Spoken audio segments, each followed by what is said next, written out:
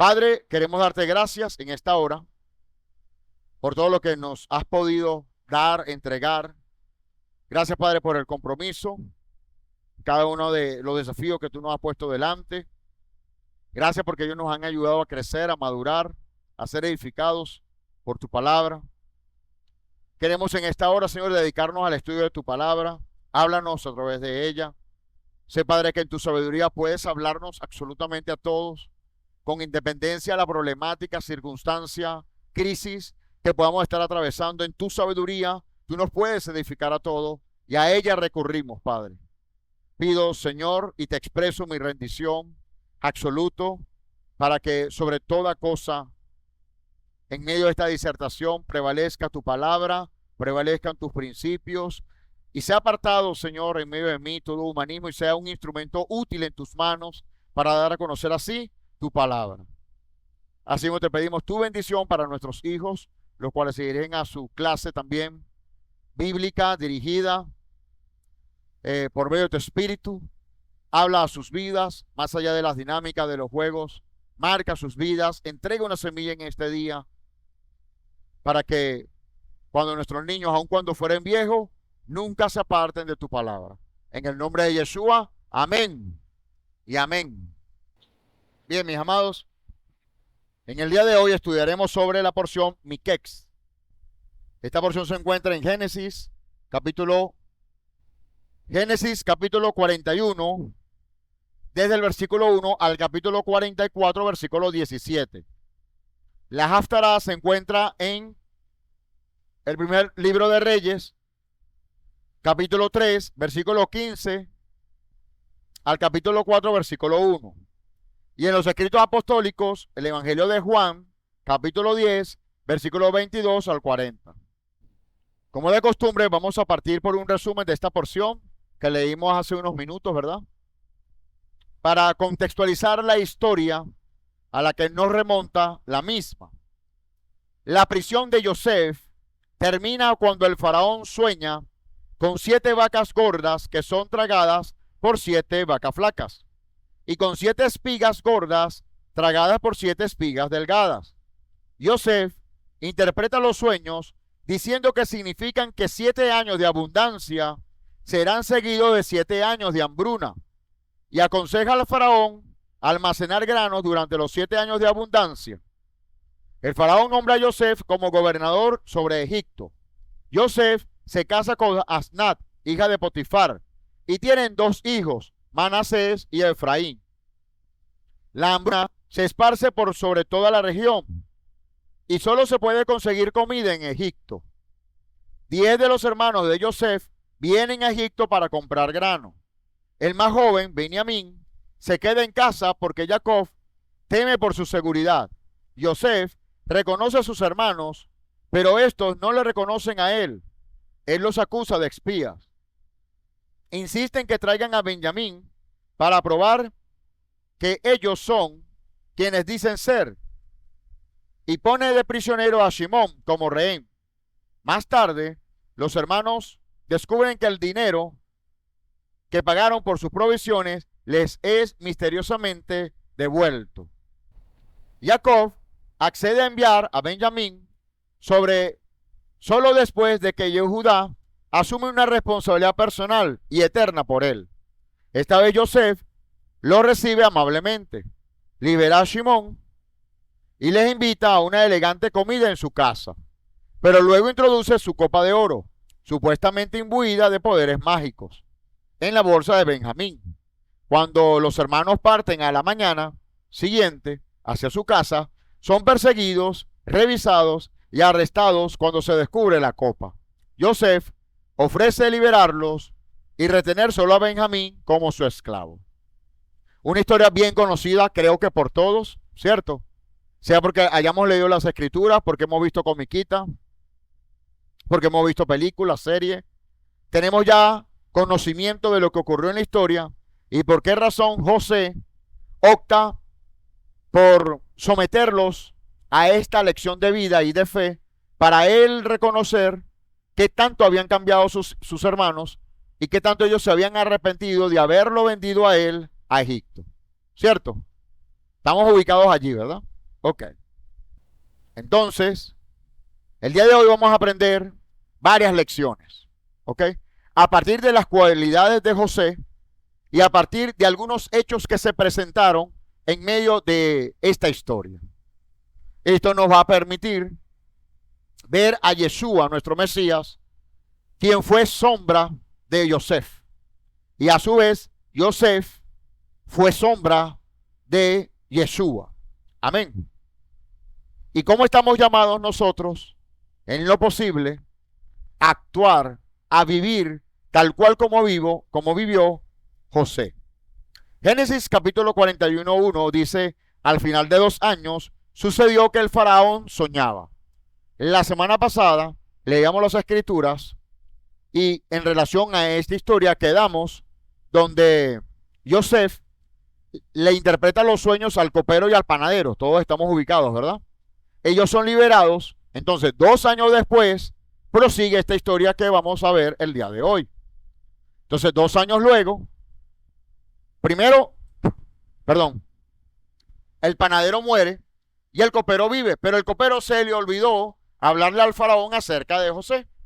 Entonces, 2 años más tarde, entonces el faraón tiene un sueño y es cuando el copero se acuerda de que conoció a un intérprete de sueños en la cárcel y habla acerca de José.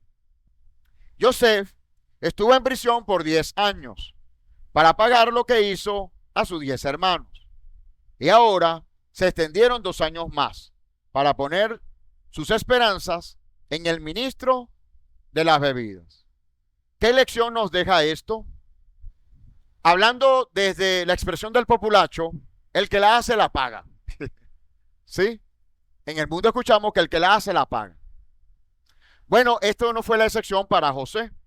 Y José fue sometido a 10 años de prisión como cosa casual, pero la verdad es que fue un año de disciplina por él haberse, en un sentido, haberse burlado de sus hermanos. Eran 10 hermanos, él le contó los sueños, él fue el consentido, y esto generó un conflicto intrafamiliar entre los hermanos que permitieron, según los sabios, que él más tarde estuviera preso por 10 años para aprender la lección. ¿Ok? Es decir, el Eterno permitió que José fuera humillado. ¿Ok? Y fue humillado por varias razones, entre ellas el hecho de que indirectamente él había humillado también a sus hermanos al compararse mejor que él. Por otro lado, quien tiene un llamado divino, el Eterno lo va a humillar, porque es en el terreno de la humillación donde tú vas a aprender a ser humilde. Y en la humildad tú tienes el potencial para servirle al Eterno. Nadie que no sea humilde puede servirle al Eterno. Amén. Entonces aprendemos de esto que él pagó un precio, ¿ok? Por sus 10 hermanos, él pagó un precio de estar 10 años en prisión. Eventualmente, en nuestra vida cotidiana, atravesamos por situaciones adversas, no necesariamente se limitan a que tengas que estar preso, pero sí pasas por dificultades donde el Eterno te va a enseñar la razón del por qué atraviesas por dichos procesos de humillación para luego exaltarte. Y muchas veces Él te expone a procesos de humillación para mostrarte cómo eventualmente a lo largo de tu vida tú pudiste haber ofendido, humillado o aprovechado de alguna persona en tu entorno. ¿Ok? Desde la familia como a seres queridos, familiares que puedan estar alrededor tuyo. ¿Ok? Arribamos al versículo 15 y quiero compartir por acá otra lección. Dice Génesis 41:15, y dijo Faraón a José, he soñado un sueño y no hay quien lo interprete, pero he oído decir de ti que oyes sueño y lo puedes interpretar. José respondió al Faraón diciendo, no es mérito mío, es Elohim quien dará a Faraón respuesta satisfactoria. Si hay algo que debemos aprender de estas palabras de José, es que no está en nosotros, a pesar de tener o contar con un don, y no nos limitamos solo a interpretar sueños. Cualquier don que el Eterno haya dado a tu vida, haya impartido a tu vida por medio de su Espíritu, no está en ti operar en el don, sino que el Eterno te utiliza como instrumento para tu obrar en el don. Él es quien lo permite, a pesar de tú tener el don. ¿Ok? Cuando el Eterno nos imparte dones, nosotros somos como recipientes, solo lo contenemos. Pero no es que por contenerlo yo tenga el poder para hacer o deshacer con el don lo que yo quiero. ¿Ok? Yo voy a obrar en el don como recipiente en función a la utilidad que Hashem quiera hacer a través de mí para con otra persona. ¿Ok? Y eso lo tenía claro José.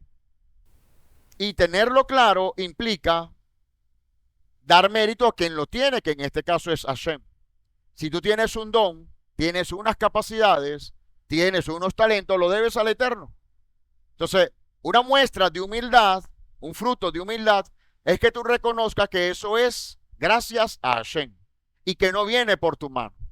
Y Yosef lo hizo de forma sensacional delante del faraón, ¿verdad? Al responderle que no era mérito de él, sino del Eterno, el poder interpretar estos sueños de forma satisfactoria.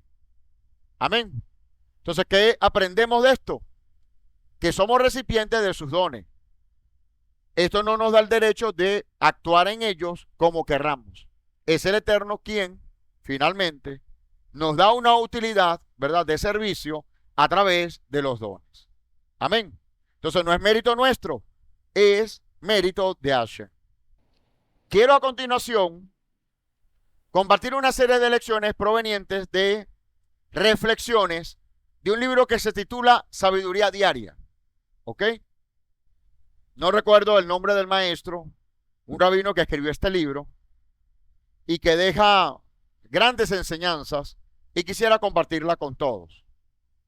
Obviamente con el debido cuidado de que dicha enseñanza tienen fundamento en la Torá, desde luego, ¿no? Entonces quiero hablar acá sobre la diferencia de los sueños y no quedarnos meramente en el sueño metafísico que podamos tener cuando estamos dormidos, sino inclusive en las prioridades que deben ser claras en nuestras vidas. ¿Ok? Veamos. El faraón se despertó y se dio cuenta que lo había visto. Es decir, que lo que había visto, era un sueño. ¿Ok? El faraón despertó y se dio cuenta que lo que había visto era un sueño. Ustedes saben que a veces tenemos unos sueños que pareciera que lo estamos viviendo, ¿cierto? Y usted se despierta y cuando se incorpora se da cuenta, bueno, efectivamente era un sueño, ¿no? Qué respiro, ¿verdad? Y qué agradable cuando te das cuenta que es un sueño, sobre todo si se trata de un sueño con mensajes negativos o con situaciones de persecución que pudiera estar viviendo en el sueño. Bueno, Génesis 41:7 relata este apartado acerca del faraón. Y acá, en relación a la lectura, podemos ver qué características tenían los sueños del faraón y qué características tuvieron los sueños de José. Y luego eso lo vamos a comparar a nuestro sueño. Veamos. El contenido de los sueños del faraón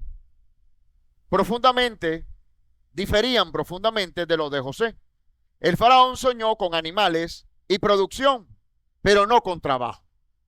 Escuchen, el faraón soñó con animales, con producción, semillas, ¿verdad? Medios productivos, recursos, pero no soñó con trabajo. Los sueños de José, en cambio, comenzaron con una imagen de trabajo. Los hermanos juntando gavillas en el campo. Veamos qué nos enseña este sabio de esta diferencia en los sueños. Esto refleja la diferencia entre cómo les provee sustento a la gente santa y malvada. El Eterno sustenta a la gente santa de forma directa, con una recompensa merecida por su trabajo honesto de alinearse a sí mismo con la voluntad de Hashem. En cambio, la gente malvada, como el faraón, se resiste a la idea de autodisciplinarse y al trabajo. Por lo tanto, el Eterno solo lo sustenta cuando tiene que hacerlo para que sigan existiendo. Es decir, una persona malvada existe mientras esté luchando por su fuerza, salvo a que se rinda, ¿verdad? Y el Eterno puede ser rebelde a su vida. Pero el malvado alcanza riquezas es meramente por su esfuerzo humano. Y el Eterno por misericordia la acompaña para que él no deje de existir. Él le da como que el derecho a la vida para que él siga existiendo. Mientras que para el justo, el Eterno lo sustenta de forma directa. Y el método que él utiliza es a través del esfuerzo, del trabajo y de la autodisciplina. ¿Ok? Eso debe ser nuestra prioridad como creyentes. Por el contrario, si estas no son nuestras prioridades, es cuestión de revisar nuestros corazones, porque eventualmente pudiéramos estar actuando como un malvado, es decir, como el faraón, ¿sí? Donde su prioridad no es el trabajo, sino el recurso, el medio, el dinero, el materialismo, el poder. ¿Me explico? Y este mundo está diseñado, amados, este mundo caído, está diseñado para promovernos siempre el estar persiguiendo la riqueza, tal como lo enseñaba Yeshua, ¿verdad? Hace unos minutos cuando hacíamos reflexión de una de sus enseñanzas. ¿Lo vemos? En cambio, la gente malvada se resiste a la idea de autodisciplinarse y al trabajo. Por lo tanto, el Eterno lo sustenta porque tiene que hacerlo para que sigan existiendo. Además, el sustento recibido sin esfuerzo, escúcheme, el sustento recibido sin esfuerzo es una bondad deficiente, dado a que la naturaleza humana es tal que no aprecia sinceramente algo ganado sin esfuerzo. ¿Esto no le suena algo parecido al comunismo? Un ideal del comunismo, un pilar fundamental para el comunismo, es entregar sustento sin esfuerzo. Así está diseñado en ese ideal político. ¿Ok? Hashem no promueve eso. Su reino demanda es esfuerzo. Y si tenemos duda, les invito a que reflexionemos sobre la historia del pueblo de Israel mientras vagaba en el desierto. ¿Usted cree que el Eterno no tenía el suficiente poder para liberarles de Egipto y en cuestión de horas llegar a su tierra prometida y no ha pasado nada?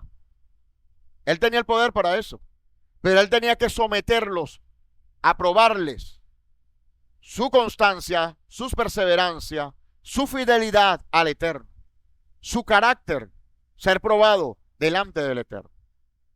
Y es así que deben librar muchísimas vicisitudes, circunstancias difíciles, para finalmente poder alcanzar la victoria de entrar en la tierra prometida. No sin antes considerar, de paso, que una vez que se va Moisés, el Eterno le demanda a Josué: esfuérzate y sé valiente, porque en la tierra que te he de entregar, esfuérzate y sé valiente. Esfuérzate y sé valiente. Si hay alguien que promueve esfuerzo para la obtención de las cosas, es el Eterno, es su reino. ¿Ok? Y eso, amado, debe estar entre ceja y ceja en cada uno de sus hijos. Para nosotros eso no debe ser extraordinario. ¿Ok? Se agradece si alguien te quiere apoyar, si alguien te quiere ayudar, si alguien te extiende la mano, se agradece. Claro que sí. También eso es parte de la gracia del Eterno. Pero el quedarnos de brazos cruzados porque alguien nos está manteniendo es sumamente nocivo a los ojos del Eterno y de su reino. No es compatible con su reino. ¿Ok? La naturaleza humana es de tal forma que no aprecia sinceramente algo que es ganado sin esfuerzo.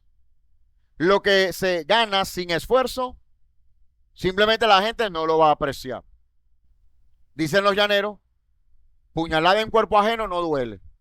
¿Verdad? Cuando algo es regalado, sin esfuerzo, sin mérito alguno, no te importa cómo gastarlo. Y eso es lo que pasa con la mayoría de los políticos en el mundo entero, que pasan a administrar recursos que no son propios y precisamente por no ser propios, lo administran a su antojo. Pero basta que fueran propios para que ellos fueran dolientes y fueran cuidadosos en cómo administrarlo. ¿Sí lo vemos? Similarmente, cuando estamos tentados a pensar que podemos tener algo sin trabajar duramente, debemos darnos cuenta que dichas nociones surgen de nuestro lado no santo. ¿Cuál es ese lado no santo? Nuestro viejo hombre, nuestra vieja naturaleza, nuestra inclinación al mal, ¿cierto? Nuestra naturaleza pecaminosa.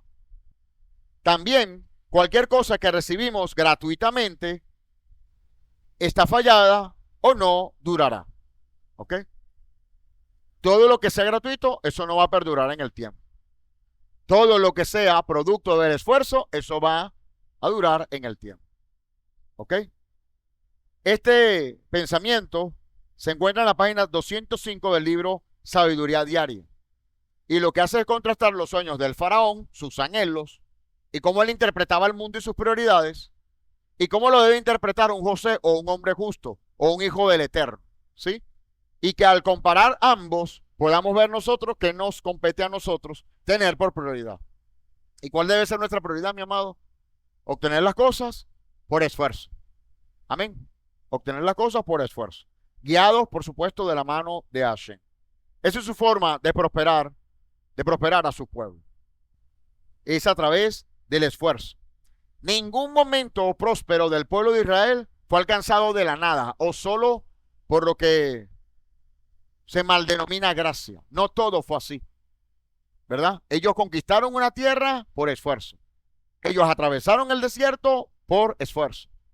Ellos fueron bendecidos por esfuerzo al cumplimiento de los mandamientos de Hashem. De manera que el esfuerzo, amado, debe ser una virtud integradora en nuestro ser. Para alcanzar todo con esfuerzo, constante y perdurablemente en nuestras vidas. Amén. Cuidado porque nuestra cultura latina está inclinada por el paternalismo. Es decir, porque todos nos los den.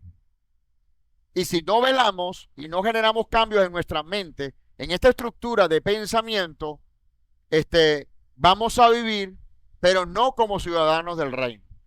Amén. Tenemos que vivir como ciudadanos del reino.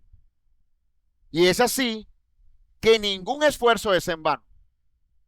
Y enseña el apóstol Pablo en una de sus cartas que la obra en el Señor no es en vano, ¿cierto?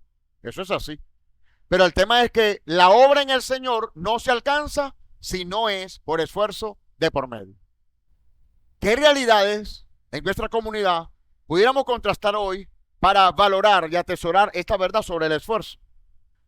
Veamos un ejemplo con los cantores, los instrumentistas, músicos, que se han venido integrando. Por cierto, mi reconocimiento y felicitación, mis amados, hoy lo hicieron muy bien. Amén. Pero ha sido producto de un esfuerzo. Si todos ustedes se quedan en casa y no hay un ensayo, no hay preocupación por el ensayo, no hay el plus ni el esfuerzo, esto de hoy no se alcanza. Porque es por esfuerzo donde el Eterno añade bendición. No por obra, no es por hacerlo por obra, no. Es que por valentía, por responsabilidad, por compromiso, yo me esfuerzo delante de mi Padre y en consecuencia Él me bendice. Cambia el concepto, ¿sí lo vemos? Pero hubo un esfuerzo para poder obtener ese fruto. Si no hay ese esfuerzo, van a cantar, pero no se va a marcar la diferencia. La diferencia está y estuvo en el esfuerzo. Y yo quiero animarles, mis amados, a que tengan presente el concepto del esfuerzo. Porque el esfuerzo va a implicar que tú tengas fuerzas cuando no la tengas. Va a implicar que tú le sirvas al Eterno aunque no quieras hacerlo. Va a implicar que tu prioridad sea el Eterno antes que cualquier otra cosa. Es en el esfuerzo donde tú logras reconocer esa gran diferencia. Entonces, en ese esfuerzo, cuando tú empiezas a ver el fruto de la bendición de lo alto, entonces empiezas a asimilar y caminas con mayor seguridad delante del Eterno. Pero lo debe preceder esfuerzo. Esfuerzo, mi amado. Esfuerzo. Y vaya que la Torah nos enseña de arriba abajo y abajo arriba esfuerzo en todas las cosas. Eso nos debe caracterizar a nosotros, los hijos del Eterno. Amén. Aspectos en el propósito divino. José llamó a su primer hijo Manasés y llamó a su segundo hijo Efraín. Génesis capítulo 41, 51 al 52.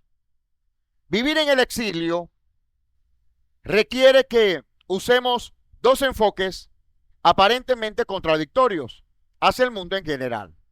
Por un lado, debemos estar constantemente en guardia contra las influencias dañinas, y por el otro debemos involucrarnos con el mundo exterior para influenciarlo positivamente. Sea donde sea, a donde el Eterno te esté llevando, sea cual sea el entorno, laboral, familiar, amistoso, sea cual sea el entorno donde tú te encuentres, el Eterno tiene dos propósitos contigo. ¿Ok? Uno de ellos es que tú te guardes en santidad ante la influencia de ese entorno. Y la segunda es que tú sirvas de influencia a ese entorno. Que tú marques la diferencia, que tú seas líder, que tú influencies sobre esas personas que están a tu alrededor. Dos grandes demandas en el propósito divino, en el lugar a donde Él te lleva. Esto no lo pierdas de vista. Vamos a ver lo siguiente. Claramente, influenciar nuestro ambiente es un logro más grande que meramente mantener nuestros valores. Sin embargo, mantener nuestros valores deben cuidarse primero, porque si olvidamos nuestras raíces no tendremos nada con qué contribuir al mundo. Esto está atado ¿con qué? Con nuestros principios y valores. Y nuestros principios y valores están atados a nuestra identidad delante del Eterno. Amén. Cuando tú tienes una identidad clara, tú no vas a vacilar ante cualquier propuesta que el mundo te esté haciendo. Porque tus valores y principios están fundamentados en tu identidad como hijo del Eterno. Amén. Esto nunca lo olvidemos. Porque eventualmente el Eterno nos lleva a lugares, pero por vacilar nos convertimos al entorno. Y al convertirnos al entorno olvidamos nuestra identidad, nuestros principios y valores. Resultado, consecuencia de alejarnos del Eterno. Perdemos de vista al Eterno. Caemos muchas veces hasta en confusión, alejándonos de Él. Los dos hijos de José, nacidos y criados en Egipto, personifican estos dos aspectos de la vida en el exilio. ¿Por qué en el exilio? Somos todos nosotros venezolanos y estamos en Venezuela. ¿A qué exilio se refiere aquí este sabio? Enseña el apóstol Pablo que nosotros somos extranjeros y peregrinos en esta tierra. ¿Por qué? Porque nuestra ciudadanía está en los cielos. ¿Sí o no? Eso lo enseña el apóstol Pablo. De manera que, aunque tú eres venezolano y estés en Venezuela, eso no te hace totalmente terrenal. Tú como ser espiritual tienes una ciudadanía en los cielos.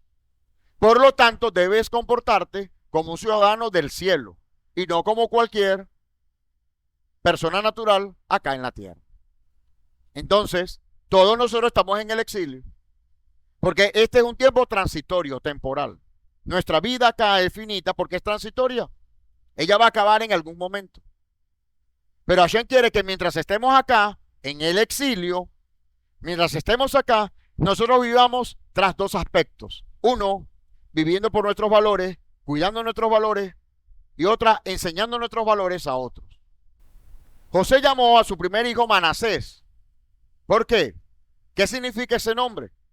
En la versión hebraica, Menashe significa el que causa que no olvide. ¿Ok? Que no olvide. ¿Que no olvide qué? ¿Qué representaba Manasés para José? Que él no olvidara sus raíces, de dónde provenía, quién era su padre, quiénes eran sus hermanos, cuál era la promesa que debía gravitar siempre en él como familia por causa de la promesa divina. Eso no debía olvidarlo José nunca. Y por esa razón le puso este nombre, Manasés, a su primer hijo, al primogénito. Nosotros todos estamos llamados a concebir un Manasés. ¿Cuál es ese Manasés en el sentido figurado? Que tú nunca olvides de dónde te sacó el Eterno y para dónde te va a llevar el Eterno. Amén. Nunca jamás se te puede olvidar de dónde te sacó el Eterno y a dónde te va a llevar el Eterno. Amén. Y puedas que no tengas conocimiento de tu futuro. Hashem no te va a demandar eso. Pero algo nunca jamás se te puede olvidar. Tu futuro tiene que ser mejor que el punto de origen de donde Él te sacó. Siempre. Amén. Entonces, usted solamente tiene que mirar de dónde me sacó el Eterno para saber a dónde te va a llevar. Va a ser mejor a dónde te sacó. De dónde te sacó. Si de casualidad tu futuro o tu presente viene a ser peor que el principio, revisa. Porque eso no es parte del diseño divino. Hashem quiere llevarte de gloria en gloria. Su segundo hijo le llamó Efraín. Efraín significa ser fructífero, para enfatizar nuestro propósito en el mundo y influenciarlo de forma positiva. ¿Dónde gobernó José? En Egipto. En Egipto, totalmente siendo extranjero. Hashem quiere que tú gobiernes en cualquier entorno donde te encuentres, no convirtiéndote a un egipcio o a Egipto, no convirtiéndote a las corrientes de este mundo, sino al contrario, mostrando tus frutos para influenciarlo a este mundo o a ese espacio donde el Eterno te ha llevado. Amén. Eso lo aprendemos dentro de lo que es el propósito divino del Eterno para nuestras vidas.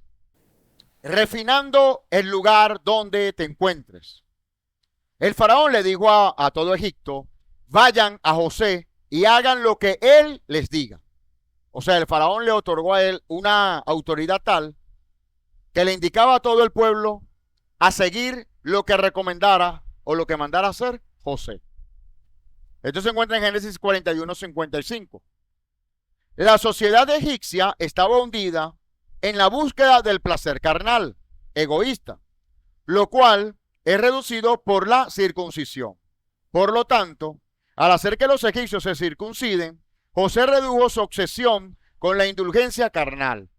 El faraón mismo les ordenó que cumplan con la condición de José. Por lo tanto, incluso el símbolo viviente de la corrupción egipcia estaba dispuesto a ser refinado, al menos un poco. Seguimos el ejemplo de José al mantenernos espiritualmente incontaminados por nuestro ambiente materialista e incluso refinándolo. Voy a la historia.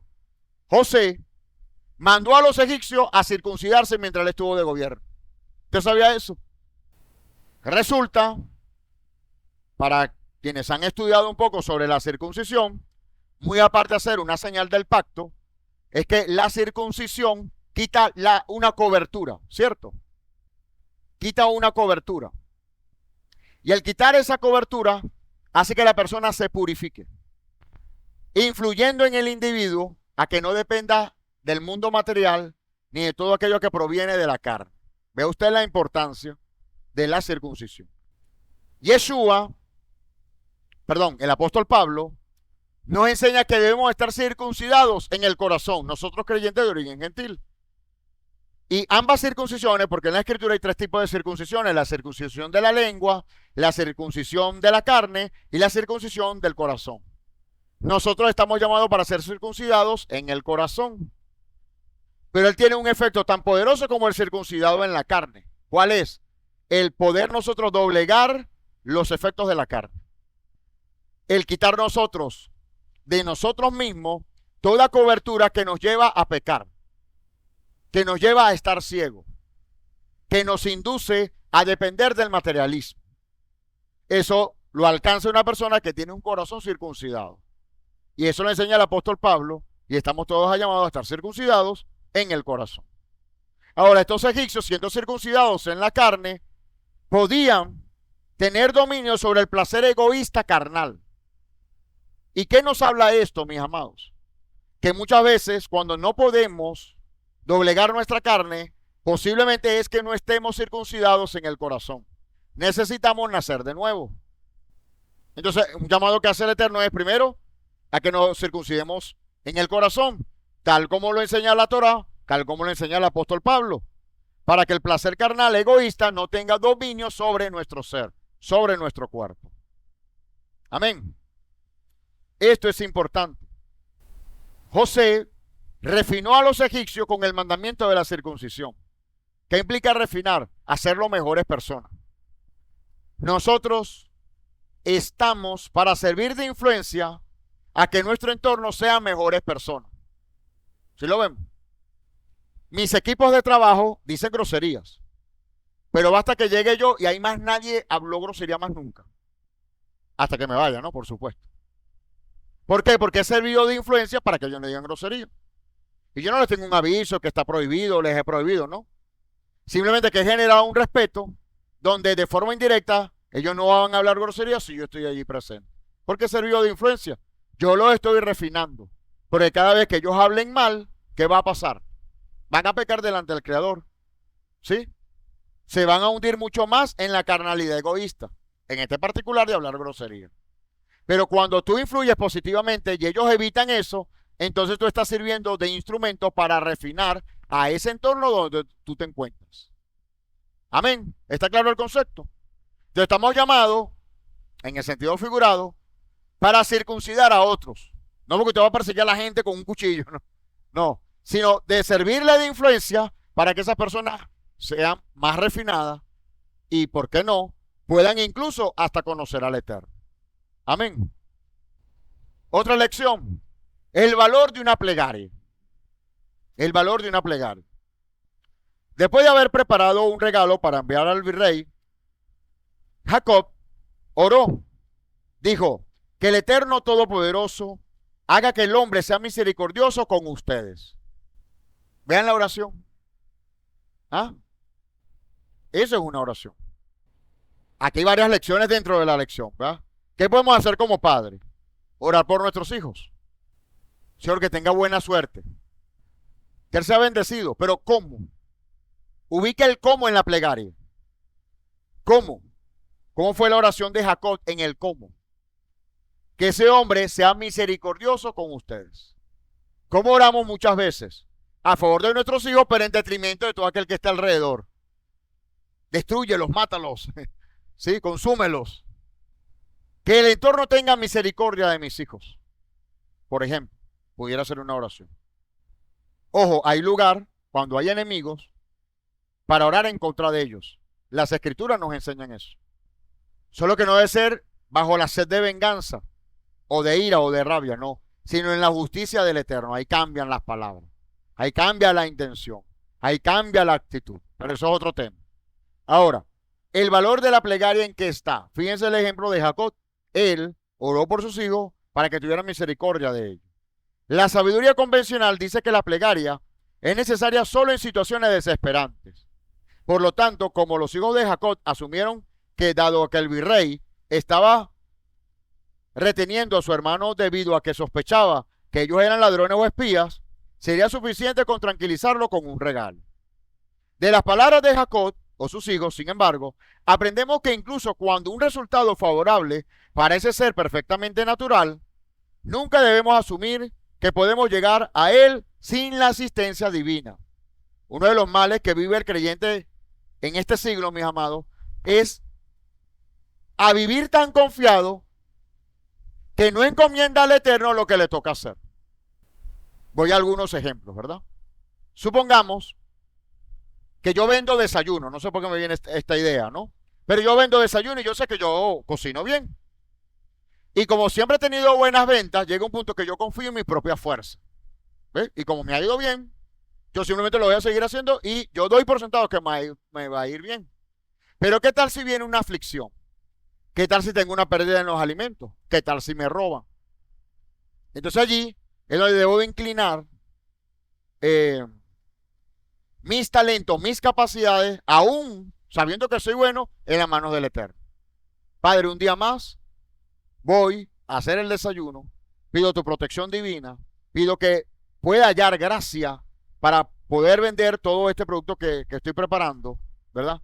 Que la gente sea de agrado, se alimente, se sienta bien, más allá de meramente la venta de obtener ganancia. Y eso va a marcar diferencia, mi amado. Y va a venir producto de una plegaria. ¿Sí lo vemos?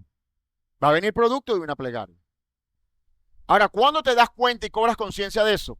Cuando sabes que toda plegaria, aunque sean frases dirigidas al Eterno, tienen un valor en los cielos. Amén. Tienen un valor en los cielos.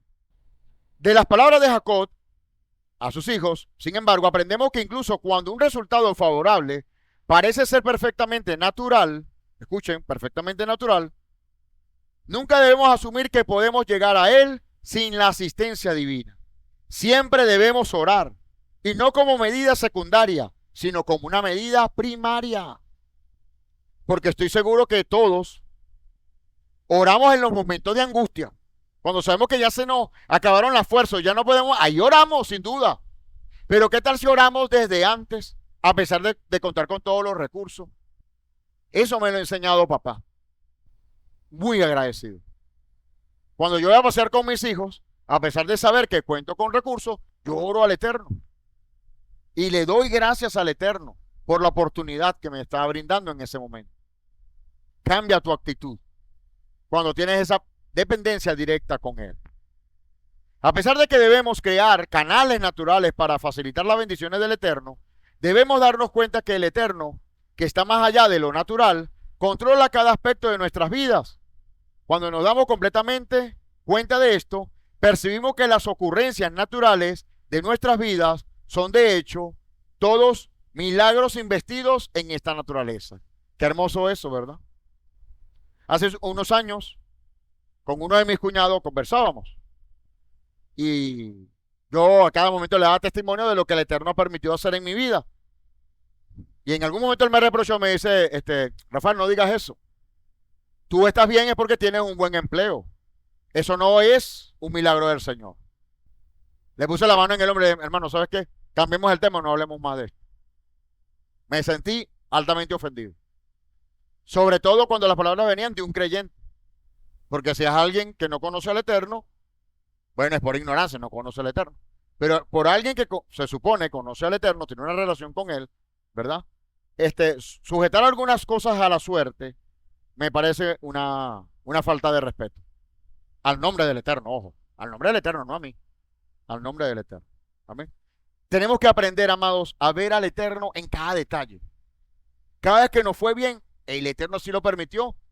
Si Él tiene supervisión divina, en Él reposa la supervisión divina, todas las cosas buenas que nos pasen, por muy pequeñas que sean, fue porque Él las permitió. Y ese corazón agradecido prepara un corazón de ser adorador para el Eterno. Pero cuando tú no lo ves en esos detalles y crees que las cosas surgen es por tu fuerza, por tus capacidades, por tus recursos, y vives tu día a día tras esa verdad, hermano, te alejas de Él, te alejas del Padre. Y como todo es producto de la casualidad, nunca vas a ver su mano operando, nunca. Porque has llegado a tal grado de incredulidad que aunque esté moviéndose la mano del Eterno, tú nunca lo vas a creer. Nunca lo vas a creer. Entonces nos llevamos como aprendizaje, mis amados, el valor de la oración, el valor de la plegaria. Tenemos que orar, aunque sepamos que contamos con los medios para alcanzar un objetivo particular. Amén. Porque si Hashem no guarda la casa, en vano, ¿verdad? Vigilarán o trabajarán los que la vigilan. Eso es así. Eso es así. Otro punto importante, mis amados, tiene que ver con el debido trato, con dignidad a las personas. José le dijo al mayor de su casa, faena animales y prepáralos, porque estos hombres comerán conmigo. Génesis 43:15. La hospitalidad requiere que los anfitriones intenten lo mejor posible satisfacer todas las necesidades de sus invitados, incluso si no están seguros que los invitados van a comer lo que se les preparó. Deben, sin embargo, proveer en forma abundante para ellos. Similarmente, a pesar de que la frugalidad es un valor que se encuentra en la Torá, es algo que debemos imponer sobre nosotros mismos, no sobre otros. Cuando pensamos proveer a una familia pobre, por ejemplo, no debemos darle solo las necesidades mínimas, sino lo suficiente para permitirles vivir de acuerdo a un nivel digno de vida. Amén. ¿Cómo le damos forma a este punto que nos enseña a tratar a todos con dignidad, dando lo mejor de sí para otros y no limitarnos? ¿Ok?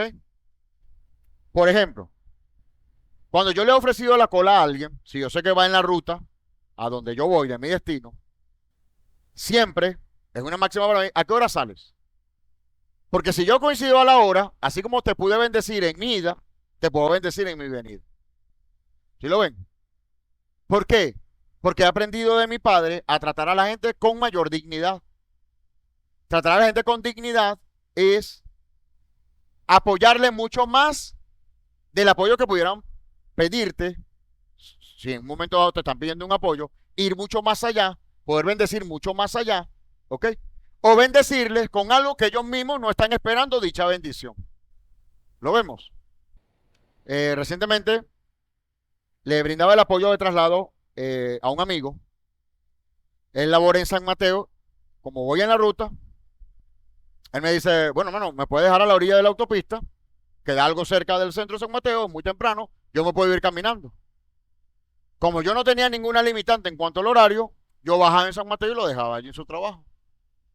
En algún momento él me dice, pero no es justo que tú te tengas que desviar para llevarme hasta acá. Yo le digo, bueno, hermano, no sé cómo vamos a hacer, a lo mejor eso va a ser un motivo de conflicto, pero para mí es un motivo de servicio y lo estoy haciendo con todo corazón. ¿Sí? Otro día yo iba desayunando y eventualmente me compro alguna bebida, algún jugo. Entonces cuando sé que le voy a la cola a él, yo compro dos y le comparto otro a él. Entonces, hermano, pero era nada más la cola, no era también esto, me da pena, o sea, aparte de la cola me va a dar esto. Hermano, yo estoy comiendo y tú estás acá y el Eterno me ha bendecido y yo quiero compartir la bendición. O sea, ¿qué me impide eso? ¿Sí? Y ves, y no lo hago por eso, sino porque, bueno, el Eterno me enseñó a ser bondadoso y puedo caminar en esa bondad con shalom, simplemente. Pero es evidente, amado, cómo tú logras ver la abundancia del Eterno cuando constantemente procuras bendecir a otros. Amén. Lo aprendí de mi mamá. Cuando a mi mamá le pedían, por ejemplo, 1 kilo de pasta, ella combinaba la pasta con algo de salsa de tomate, con algo para eh, hacer algún aderezo, algunos granos para acompañar entonces la pasta. Esto lo he dicho en algunas otras enseñanzas. En algún momento yo le pregunto a mamá, pero yo vi que él te pidió fue pasta, ¿por qué tú le das todo esto? Ah, porque él me pidió la pasta para hacer un almuerzo, pero si no tiene otras cosas, no puede hacer un almuerzo. Comerían pasta solamente. Entonces, como yo tengo acá otros recursos, yo puedo darle incluso aquello que él no me está pidiendo, porque sé que él necesita para el almuerzo, la pasta. Amén. Entonces, tener ese concepto en relación con tu prójimo y con el entorno, te lleva a valorar, amados, te lleva a valorar el trato con dignidad a otras personas. ¿Sí? El trato con dignidad a otras personas. Amén. ¿Cómo lo aprendemos de José? ¿Qué hizo José? José ya estaba ayudando a sus hermanos llevando estos alimentos a casa de su padre. Bien. Pero él fue más allá. Él preparó un banquete para sus hermanos. Y compartió el banquete con sus hermanos. Él bien podía no haberlo compartido y no pasaba nada. No estaba escrito en ningún lado que estaba obligado a hacerlo. ¿Sí o no? Pero él compartió la comida. Ahora, ¿con quién compartió la comida? Ajá, con sus hermanos. Pero ¿quiénes eran los hermanos? Los que más le amaron. Ajá. ¿Y qué pasa cuando sabes que un hermano no te ama? ¿Lo invitas a comer? Naturalmente, ¿a quiénes invitamos a comer? Esta cultura nos condiciona a tratar con dignidad al que yo amo. Y el que no amo, en el mundo ni agua. Aquí solo agua. Pero la verdad es que en el reino, a ese que se supone es tu enemigo, debes tratarlo, llamarle e incluso mejor que a tu prójimo. Porque Yeshua nos dijo, amen a su prójimo. Amen a sus enemigos. Y amen al prójimo, por supuesto. ¿Está claro este tema de dignidad? ¿Debemos tratar a la gente con dignidad? Amén. ¿Porque lo merezca? No, no, así es. Amén. Por amor al Eterno, bendecimos. No es porque lo merece o no. ¿Ok? Cuidado con esto porque esto está muy sembrado en los hogares, en casas de familia. ¿Me explico? Yo ayudo a quien me ayuda o ayudo a que extiende la mano, pero al que no, no le hago nada. Cuidado con eso, porque eso en el fondo es rencor, es venganza y eso no es del agrado del Padre. ¿Ok? José invitó a un banquete a quienes lo entregaron a Egipto. Nada más y nada menos. Veamos. Pero no se va a ver aquí. Escúcheme. Veamos la línea del tiempo en un proceso espiritual de Hashem a nuestras vidas. Lo vivió José, lo vivió Yeshua, lo vivieron muchos hombres que se describen a lo largo de las Escrituras. ¿Ok? Cuando tenemos un llamado divino, y créame que todos los tenemos, que el llamado sea para escogerte al servicio de su obra, eso es una condición. No todos están llamados al servicio de su obra. Eso es una condición. Pero todos estamos llamados, porque si no, no le conocemos. De hecho, Yeshua le enseñó a los discípulos, ¿verdad? Ustedes no me han elegido a mí, sino que yo les elegí a ustedes. Entonces, cuando hemos creído en su nombre, porque Él te eligió a ti, no fue por mérito tuyo, ni que tú eras más buena gente que todo el mundo, y te diste cuenta que debías conocer al Señor. No, el Eterno llevó sus lazos de amor, te envolvió y te trajo a Él. Es por Él. Es por Él. Ahora, Él nos llama a todos, muchos son los llamados, pocos los escogidos. Entre esos escogidos, habrán quienes deban servir a la obra, no todos, repito. Pero a todos, en función a su vida, a lo que se encarguen en su vida, a los oficios que desarrollen, al aporte que deben dar a esta sociedad, Hashem los llamó. Entonces, como a todos nos ha llamado, Hashem va a permitir un proceso en nuestras vidas para que nuestro hombre interior se desarrolle, crezca. ¿Cómo lo hace? Él parte por el rechazo de nuestros hermanos. Escúchame. Por el rechazo de tu familia. Por el rechazo de la misma casa. Porque Yeshua trajo espada. No shalom. ¿Qué tal? ¿Verdad? En la comunidad de fe puede ocurrir que tus hermanos en un momento se pongan en contra, pero Hashem está permitiendo eso. ¿Sí? Porque cuando un hermano en la fe te está haciendo un mal, tú te molestas con él. Desde tu perspectiva, tu corazón, tus razones, ¿verdad? Si tú estás juzgando como injusto lo que ese hermano está haciendo, tú te vas a poner en contra de él. Ahora ponte en el lugar del Eterno. Cuando el Eterno declara que Él es nuestro Padre, significa que es papá de ese hermano que tiene ese conflicto contigo y es papá tuyo. Entonces, Él en calidad de padre, ¿cómo ve a estos dos hijos? O iguales, son hijos al final. Tengas o no tengas la razón, ellos son mis hijos. Y yo voy a tener un trato con cada uno de ellos. Pero ¿qué permite el Eterno en esta primera etapa? Que tú tengas algún rechazo de tus hermanos y eventualmente que tú rechaces a tus hermanos. Porque tu rechazo a un hermano es el proceso de ese otro hermano que está recibiendo el rechazo de un hermano. ¿Me comprendieron? Sonó como un trabalengua, pero es así. Lo repito. Voy otra vez. Hashem nos procesa partiendo del rechazo de nuestros hermanos. Que nuestros hermanos nos rechacen. ¿Cómo lo vemos en las escrituras? Veamos a Yosef. ¿Quiénes fueron los primeros que rechazaron a Yosef para que finalmente terminara en Egipto? ¿Quiénes? Sus hermanos. Sus hermanos. Hijos de un mismo padre. Ahora bien, escuche esto. En la vida de fe, nuestros hermanos en la fe, en algún momento el Eterno va a crear circunstancias para que tus hermanos te rechacen. Y lo que permite el Eterno en ese rechazo es que tú sigas avanzando para que finalmente tú crezcas y alcances el propósito que el Eterno ha depositado en tu vida. ¿Ok? Ahora, esto lo añado yo. Así como Él permite que tus hermanos te rechacen a ti, Él permite que tú rechaces a tus hermanos. ¿Cómo así, Rafa? ¿Cómo así?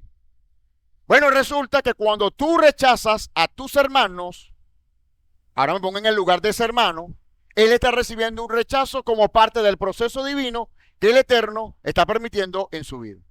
¿Me explico? ¿Lo estamos viendo? Ahora, esto no debe justificar de que en nombre de este proceso, a mi hermana va a estar en un proceso, yo le voy a empezar a rechazar para que esté en un proceso. Obvio que no. Obvio que no es así. Seríamos unos sádicos si llegáramos a ese tipo de determinación, ¿ok? Es la dinámica diaria, las circunstancias que nos va a llevar en un momento dado, ¿verdad? A que nos ofendamos, a que no seamos íntegros, a que no seamos leales con nuestros hermanos, ¿me explico? Y naturalmente se generan ese tipo de rechazos, ¿ok? Pero Hashem, papá de todos, lo está permitiendo, ¿ok? Ahora, cuando recibimos ese rechazo de parte de nuestros hermanos, va a venir y va a ser inminente el menosprecio, ¿ok? A ver, todos me rechazan, ¿qué hago yo? Me voy. ¿Me voy por qué? Porque tengo sentimientos de menosprecio, ¿ok? Ahora, expuesto al menosprecio, ando en la vida y puedo estar más tarde expuesto a la tentación, ¿ok? Por ejemplo, vea esto. La mayoría de las personas que caen en drogas, la mayoría, no todos, la mayoría, es porque sufren rechazo en su casa. Entonces, ante ese rechazo, ellos se van de casa, quedan desprovistos porque se sienten menospreciados y viene alguien a ofrecerle aprecio. Pero ese que ofrece aprecio es un drogadicto, es una prostituta, es un alcohólico, es un delincuente. Y después, Luisito, que era el amiguito de casa, bueno, otro nombre voy a usar, ¿verdad? Por amor a mi hermanito Luis. Marco ese no falla porque no hay ninguno que se llame Marco. Creo yo, ¿verdad? Ajá, ese Marquito que era amigo de la casa, como de pronto se convirtió en un delincuente. Y usted busca sus antecedentes y él fue rechazado en casa, se sintió menospreciado, pero quien lo apreció era alguien que consumía droga o era un delincuente. ¿Lo estás viendo? Está claro, ¿cierto? En la vida de fe ocurre algo parecido. Sufres rechazo, te sientes menospreciado y va a venir alguien a apreciarte, pero él te va a presentar, ningún almuerzo es gratis, dicen por allí, ¿verdad? Va a venir con ello la tentación. ¿Ves? Y te va a sacar en cara, pero yo te he ayudado, yo te he apoyado, yo he estado contigo, me explico. Y llega un punto que en ese vacío tú entregas tus valores.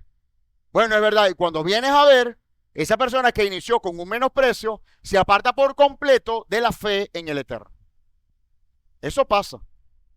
Ahora bien, ante la tentación, voy a llevar primero esta línea del tiempo en José.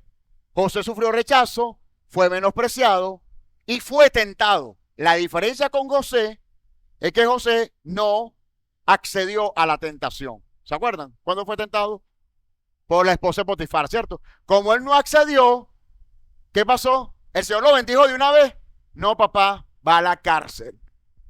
Y esto parece contradictorio, porque supone, Señor, que si yo me he guardado, no se dice, Señor, atención, y aquí estoy. ¿Cómo es que ahora me va a ir peor? Tranquilo, papá te está llevando a la prisión para seguir formando tu carácter.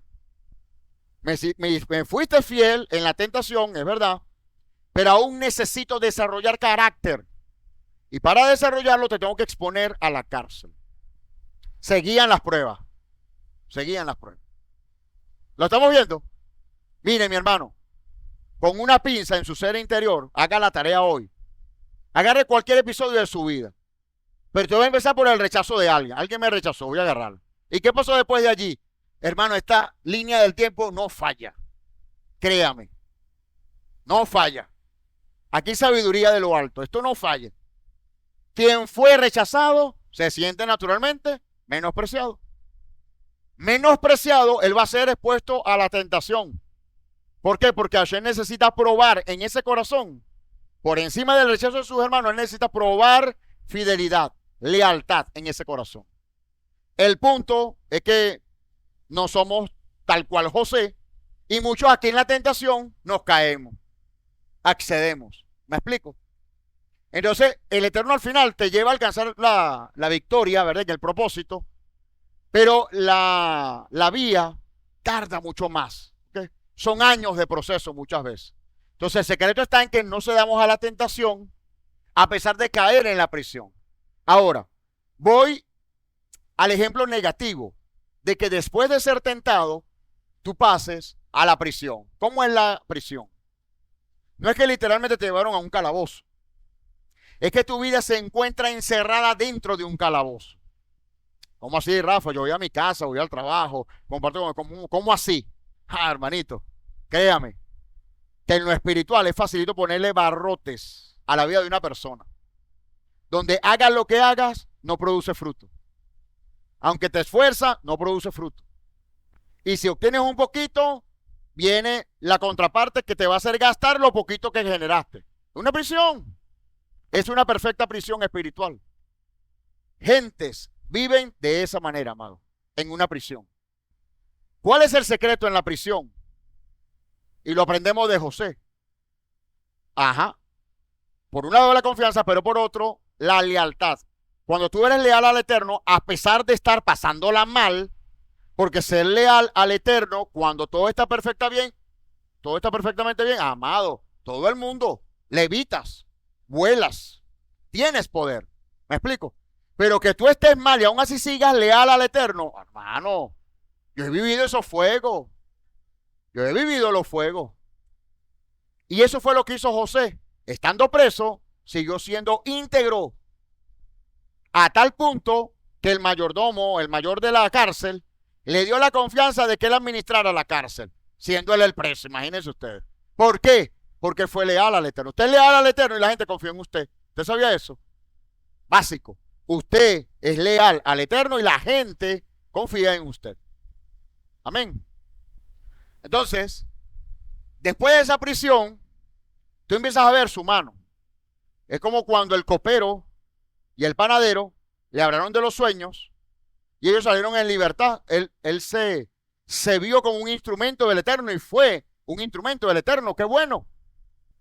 Creería yo, y esto es una especulación que yo hago, no está escrito, José, a lo que esos hombres salieron libres, que se cumplió el sueño de Dios, listo. Estos hombres van a hablar de mí prontamente. Prontamente. Hermano, se les olvidó. A uno lo matan y el que queda vivo se le olvida. Y 2 años más tarde, por causa de la fidelidad, entonces sucede que el faraón tiene un sueño y a través del copero se acuerda de José y lo mandan a buscar. Eso es lo que yo llamo, esta idea la propuse yo acá en esta línea, el retraso procesal. Eso existe, hermano. Retraso procesal, sí, eso es un término que se utiliza en el Código Penal, sí señor, gracias. Gracias, mi hermana. Tenemos aquí una hermana que trabaja en el área, ¿no? Este retraso procesal es que hay demoras, por distintas causas hay demoras. Y he visto casos, mi hermano, que tú dices, mira, me falta un juicio para salir ya de ese conflicto legal y ya termina y las cosas pasan años y todo cambio en el gobierno, todo cambio en lo social, todo cambio influye en la cosa, no, que cambiaron al juez, que se murió el abogado, que tiene COVID, que viene pandemia y que suspende todo. Eso es horrible, mi hermano. Retardo procesal o retraso procesal. En la fe, escúcheme, en la fe, eventualmente, vivimos retrasos procesales. Yo he visto a más de uno que en la tentación, escucha esto, en la tentación han sido fuertes, pues, y vencieron la tentación. Pero ellos quieren resultados inmediatos. Y yo he visto con claridad, no, hijo, eso no es ahorita. Seguro que eso no es ahorita. Pero debe ser fiel, esa es la condición. ¿Ok? Para que el Eterno, finalmente, cuando te libera de este retraso procesal, puedas alcanzar el propósito. Que para José fue gobernar sobre Egipto. En tu vida es gobernar al menos sobre los tuyos, sobre tu familia. ¿Ok? Tener una familia estable. ¿Ok? Tener claridad con mi familia. Estable, en primera instancia, ¿verdad? Con una provisión estable, con todo bajo control. ¿Ok? No porque alcanzaste la vida perfecta, eso no va a ser. ¿Ok? Pero está todo controlado. Si sale algo de control, ya a esta altura ya tú has conocido la supervisión divina de Hashem y tú tienes shalom. Bueno, no lo esperaba, pero así lo permitió el Eterno. Ni modo, yo prosigo en ser fiel al Eterno. Amén. Esa es la mayor lección que nos enseña José. ¿Ok? Y todo proceso espiritual te traslada a estas distintas etapas. Revísalo. Yo te invito, revísalo. ¿Ok? Y puedes hasta ubicarte en qué punto o en qué estado, perdón, en qué etapa te encuentras actualmente en tu estado espiritual. ¿Ok? Y podrás conocer cuál es tu siguiente paso. Amén. Cuando llegué a Egipto, 17 años. Estuvo, vamos a sacar la cuenta, vean. Al momento de caer preso, él tiene 17 años. Él cae preso por 10 años, tenía 27 años. Aquí fueron 2 años más. Él logra reencontrarse con sus hermanos 22 años más tarde, después de haber sido vendido. Sí, señor. Claro, mi hermano. En ese punto tú vives para él. Me han pasado tantas cosas malas que ya vivo para ti, papá. Me anulo, sí, es así. La vida de fe es así, mi hermano. Me anulo. Porque me estás enseñando que mi vida es para ti. Por favor, el Evangelio de Juan, capítulo 10, versículo 22. Porque esta es la réplica de lo que vive Yeshua. No se me pierda, escúcheme. Yeshua sufrió rechazo por sus hermanos. Vamos a verlo ahorita. 10:22. Ok. Téngalo ahí a la mano, mi hermana. No lo vamos a leer ahorita, lo vamos a leer en unos minutos. Ajá, atención acá. Vamos en la recta final. Génesis 41, 15 al 16. Y dijo Faraón a José, yo he tenido un sueño y no hay quien lo interprete, mas he oído decir de ti que oyes sueños para interpretarlos. Respondió José al Faraón diciendo, no está en mí, el Eterno será el que dé respuesta propicia al Faraón. ¿Qué mostró acá José? Sumisión. ¿Ok? La sumisión es estar sujeto a la autoridad divina del Eterno y reconocer que todo va a depender de él. Sumisión. Si no la tiene, pídale al Eterno. Sumisión. El valor del esfuerzo delante de Hashem. El faraón se despertó y se dio cuenta de lo que había visto, que era un sueño. Disculpen, esta parte, no sé por qué la repetí acá, es un error, disculpen. Una perla para el progreso. Génesis 41, 51 al 52. Llamó José al primogénito Manasés porque dijo, Dios me hizo olvidar todos mis sufrimientos, padecidos en la casa de mi padre. Disculpen, esta parte también la tenía acá. No sé por qué repetí algunas láminas, fue un error en la edición. Génesis 42, 7. Cuando José vio a sus hermanos, los reconoció, pero fingió no conocerlos y les habló duramente. Y les dijo, ¿de dónde han venido? Y ellos dijeron, de la tierra de Canaán para comprar alimentos. Escuche, acá hay varios principios a aprender. Número 1, el trato con dureza no fue por amargura o venganza, porque él había perdonado a sus hermanos. Amén. El propósito era producir arrepentimiento. Por eso la confrontación, a veces es necesario la confrontación con nuestros hermanos para que pueda producir esto arrepentimiento. Comprobar si ellos habían cambiado. Él necesitaba exponerlos a la prueba para saber si habían cambiado o si iban a ser igual de indiferentes como fueron con él cuando lo entregaron a Egipto. ¿Sí o no? El trato con dureza de nuestras autoridades espirituales no obedece a orgullo o a rencor, sino amor. ¿Okay? Cada vez que hagamos acá un llamado de atención, amado, va a ser desde el amor. Sin duda, sin duda. Porque papá nos prepara para percibir con su corazón las realidades que usted debe afrontar en la vida, con razones o no. ¿Ok? Esto es importante, no perderlo de vista. Para finalizar, por favor, si nos puede leer el Evangelio de Juan, capítulo 10, 22 en adelante. Escuchemos. Deténgase un momentico. Fíjate que estamos hablando del rechazo. No tiene relación alguna con Hanukkah. Y el texto nos saca a relucir Hanukkah cuando estamos en el tercer día de Hanukkah. Está bien, es casualidad, está bien. Sigue, hermano. ¿Qué es, hermano? Lo que quiero realzar en este relato histórico es primero que le intentaron apedrear. Eso es rechazo. ¿O no? Eso es rechazo. Y después trataron de meterlo preso. ¿Ok? Por falsas acusaciones. A lo que voy es que Yeshua, como sombra de José, también sufrió rechazo. De hecho, el mismo Evangelio de Juan, en el capítulo 1, versículo 1, dice que a los suyos vino, pero a los suyos no le conocieron, no le recibieron. Pero a los que le aceptaron, les dio la potestad de ser llamado hijo de Dios. O sea, hubo mucha gente que no aceptó a Yeshua en los días que él estuvo acá en la tierra, tuvo rechazo. Y un rechazo que lo llevó a ¿qué? A la muerte en el madero. Pero la muerte en el madero, a causa de su fidelidad, le otorgó la victoria sobre la muerte. ¿En qué? En que fuera resucitado. Y pudiera así ser ahora denominado Rey de Reyes. Es el mismo proceso que con José.